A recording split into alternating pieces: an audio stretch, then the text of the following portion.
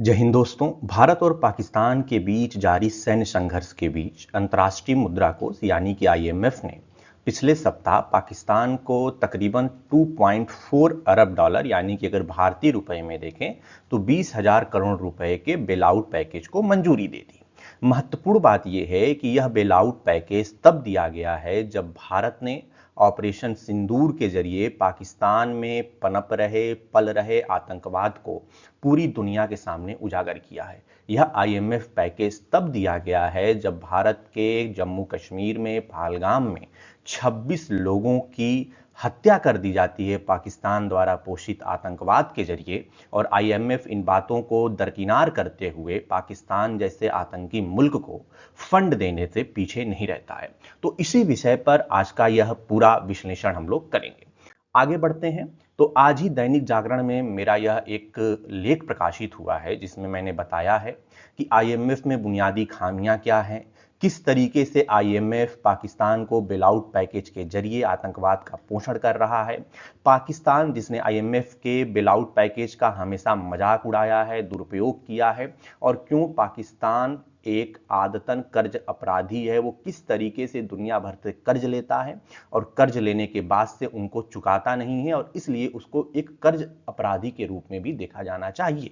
इसके साथ ही इस बेलआउट पैकेज पर जो भारत ने रुख अपनाया है, वित्तीय आतंकवाद के विरुद्ध में जो भारत का रवैया है, उस पर भी हम बातचीत करेंगे। आगे बढ़ते हैं। सबसे पहले तो बैकग्राउंड ये है कि जब भारत और पाकिस्तान के बीच एक टेंशन चल रहा है, जहां भारत आतंकवादी हमले के जवाब में पाकिस्तान के तमाम एयरबेस को, वहां पे आतंकवादी अड्डों को उड़ा रहा है, उसी दौरान आईएमएफ एक मैसिव बेलआउट पैकेज पाकिस्तान को दे देता है। पाकिस्तान के नजरिए से एक मैसिव बेलआउट पैकेज है क्योंकि उनको 20,000 करोड़ रुपए मिल रहे हैं।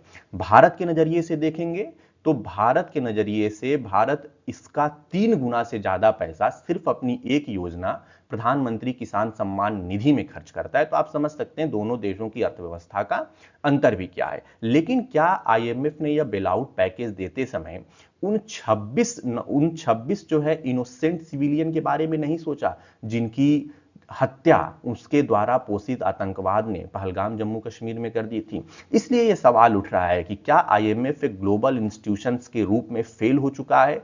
क्या वह पाकिस्तान जैसे आतंकवाद पोषित देश की मदद कर रहा है? क्या जो आईएमएफ की बुनियादी सिद्धांत है कि वो एक इकोनॉमिक डिसिप्लिन को सपोर्ट करेगा, वह जो है आर्थिक स्थिरता की बात करेगा, पारदर्शिता की बात करेगा, क्या वो उन पैमानों पर पाकिस्तान की जांच पड़ताल कर रहा है या सिर्फ फंड पाकिस्तान को करता जा रहा है? इसलिए कुछ क्वेश्चन है जो मेरे इस आर्टिकल में भी मैंने पूछे हैं।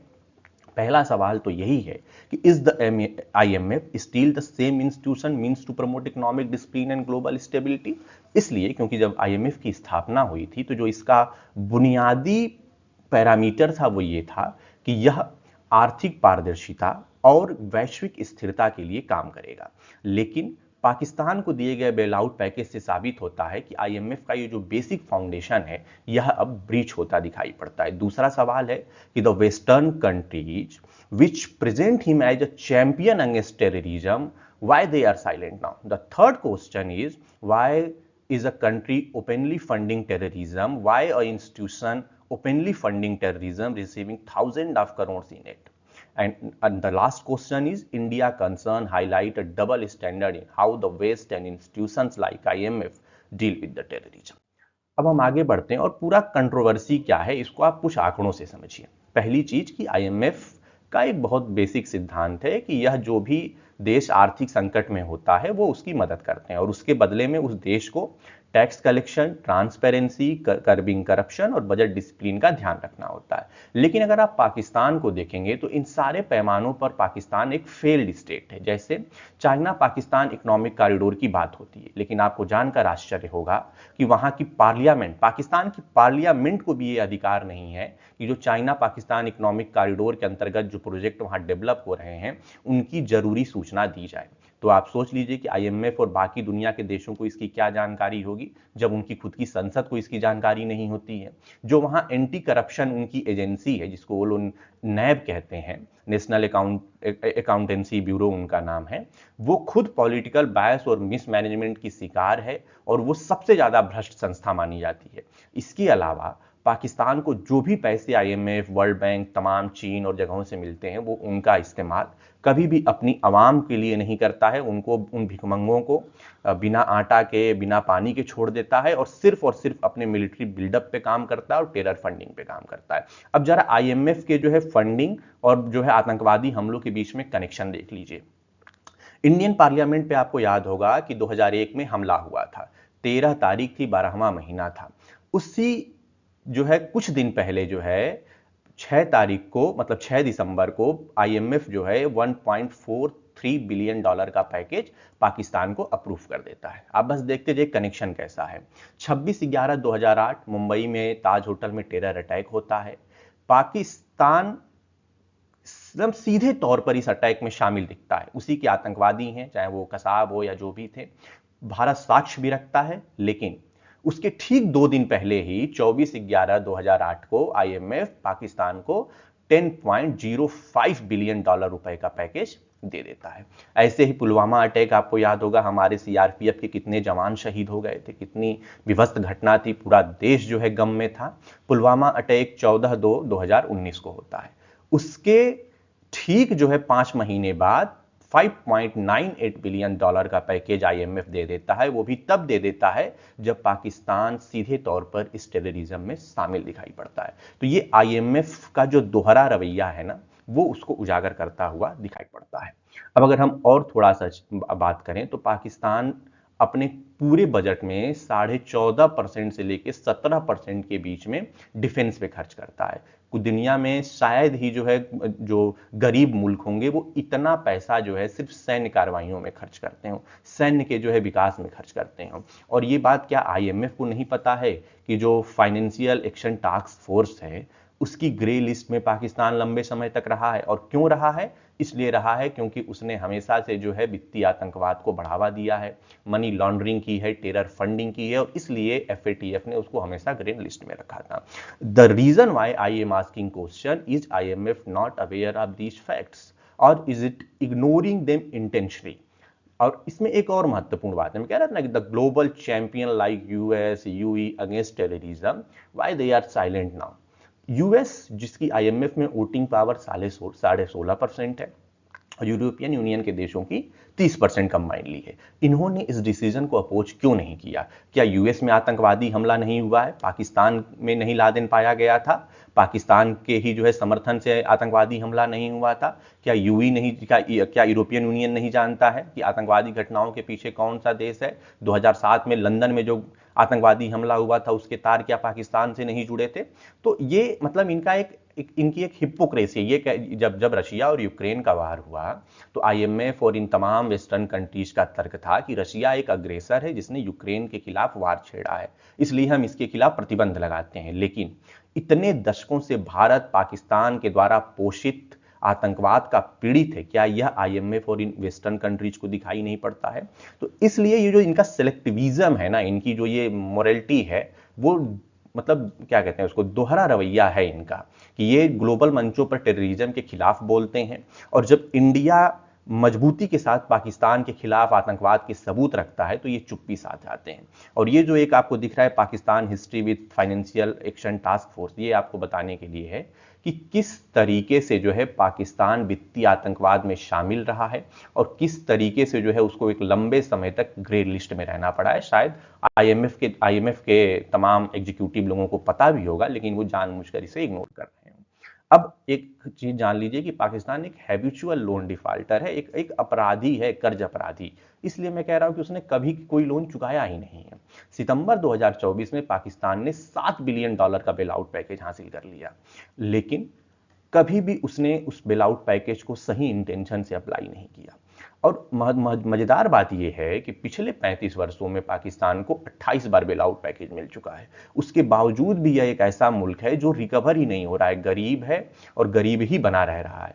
पाकिस्तान के ऊपर इस समय $131 बिलियन का कर्ज है।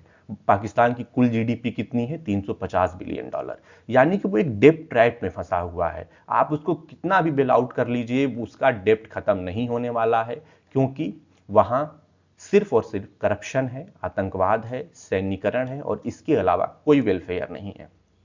इसलिए एक ऐसे हैबिचुअल लोन डिफाल्टर को मुझे नहीं पता कि आईएमएफ ने किस तरीके से बेल आउट पैकेज कर दिया। क्या आईएमएफ ने ये नहीं देखा कि इस एक मुल्क को पैसा देने से किस तरीके के जो है सिक्योरिटी रिस्क आ सकते हैं, किस तरीके से जो है टेरर बढ़ सकता है, किस तरीके से जो है जो पूरा साउथ एशिया है उसमें जो है किस तरीके से आतंकवाद बढ़ सकता है। अगर इन पहलुओं को ध्यान में रखते हुए आईएमएफ काम कर रहा है तो मुझे लगता है आईएमएफ को अपनी प्रणाली बदलने की जरूरत है।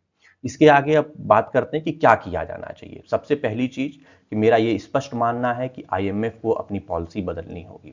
पॉलिसी बदलने के लिए उसको क्या करना होगा? उसे ये सुनिश्चित करना चाहिए कि any financial aid which will be given to any countries in the world, उनको इंश्योर करना होगा कि there will be no military dictatorship, there we can not tolerate lack of democracy, and if a country is linked to terrorism no fund will be given to him. अगर ये IMF नहीं कर पा रहा है तो एक वैश्विक संस्था के रूप में जो मानवतावाद पे लेक्चर करता है, जो फाइनेंशियल डिसिप्लिन पे बात करता है, जो ट्रांसपेरेंसी पे बात करता है, मुझे लगता है कि इसको बातचीत करना बंद करना चाहिए और अपने बुनियादी प्रिंसिपल्स को भी चेंज कर देना चाहिए। और इस बात का ध्यान रखिए कि जिस देश में राजनीतिक स्थिरता हो, जिस देश में ट्रांसपेरेंसी हो, जिस देश का कोई टेरर करेक्शन ना हो, उसी देश को ये पैसे मिलने चाहिए। अब बात करते हैं कि इंडिया का क्या स्टैंड रहा है इस पे। भारत इकलौता देश है जिसने पूरी दुनिया में अभी तक सबसे स्पष्ट और नैतिक रुख रखा है फाइनेंशियल टेरर फंडिंग पे। किस तरीके से? तो जब आईएमएफ में जब इस पे बातचीत चल रही थी कि हमको पाकिस्तान को बेल आउट पैकेज देना है, आईएमएफ में भारत ने वोट न देने का निर्णय लिया, अब्सटेन कर लिया, क्योंकि आपके पास वहां निगेटिव वोटिंग का अधिकार नहीं होता है। जो आईएमएफ की कार्य प्रणाली है वो यूनाइटेड नेशन की तरह नहीं है, वहां आपके पास निगेटिव वोटिंग का अधिकार नहीं होता है, तो आप अब्सटेन ही कर सकते हैं। लेकिन जब आप अब्सटेन करते हैं तो आप अपना एक प्रोटेस्ट दर्ज कराते हैं कि why you are abstaining from the voting. Bharat ने क्लियर मैसेज दिया है कि Pakistan as a country holds a history of misusing financial aid to fund its military and terror operation. Supporting such a country is not just a political mistake, but it is a moral failure of institutions of so-called Western countries. तो इस तरीके से भारत ने अपनी एक स्पष्ट आवाज रखी है कि हम किसी भी तरीके के टेरर फंडिंग को बर्दाश्त नहीं करेंगे, और इसके जरिए भारत ने ग्लोबल मीडिया और दुनिया के तमाम देशों को स्पष्ट संदेश दिया है कि किस तरीके से अंतर्राष्ट्रीय संस्थाएं, कुछ अंतर्राष्ट्रीय देश टेरर फंडिंग को सपोर्ट कर रहे हैं। इंडिया आगे भी इस चीज को जारी रखे, ब्रिक्स, यूनाइटेड नेशन, G20 जैसे तमाम बड़े वैश्विक फोरम पे जाए, इस मुद्दे को उठाए और दुनिया को बताए कि किस तरीके से एक आतंकवाद को पोषित करने वाले देश को इतनी बड़ी अंतर्राष्ट्रीय संस्था फंड कर रही है, और दुनिया के जो पश्चिमी देश हैं, जो so called champion against terrorism बनते हैं, वो किस तरीके से एक्सपोज हो सकते हैं। भारत ने ये जो पक्ष लिया है, ये सही मायने में मोरालिटी, सिक्योरिटी और अकाउंटेबिलिटी को सुनिश्चित करने वाला पक्ष है, और भारत पूरी दुनिया में इकलौता देश है जिसने इसके विरोध में आईएमएफ में अब्सटेन किया, और उसमें शामिल किसी भी देश में इतनी नैतिक हिम्मत नहीं थी कि वह आईएमएफ के इस निर्णय के खिलाफ अब्सटेन करके दिखाए। तो ये पूरी एनालिसिस है कि किस तरीके से पाकिस्तान आईएमएफ के फंड का दुरुपयोग करता है, भारत के खिलाफ आतंकवाद को बढ़ावा देता है। एक ऐसा मुल्क जहां डेमोक्रेसी सुबह 8 बजे तक रहती है, जैसे ही उनका जो है आर्मी जनरल उठता है वहां डेमोक्रेसी खत्म हो जाती है। जहां की सेना व्यापार करती है, जहां की सेना जो है भ्रष्टाचार में लिप्त है, जहां की सेना वहां के लोगों पर दमन करती है, चाहे वो बलूचिस्तान हो, चाहे वो पख्तून का इलाका हो। आप खुद समझ सकते हैं कि ऐसे एक गैर लोकतांत्रिक देश, आतंकवाद में घुसा हुआ देश आईएमएफ से फंडिंग हासिल कर लेता है। यह आईएमएफ जैसे अंतर्राष्ट्रीय संस्था की एक नैतिक हार है, और उन तमाम पश्चिमी देशों की भी नैतिक हार है जो बड़े बड़े ग्लोबल फोरम पर आतंकवाद के खिलाफ लड़ाई की बात करते हैं। बहुत शुक्रिया।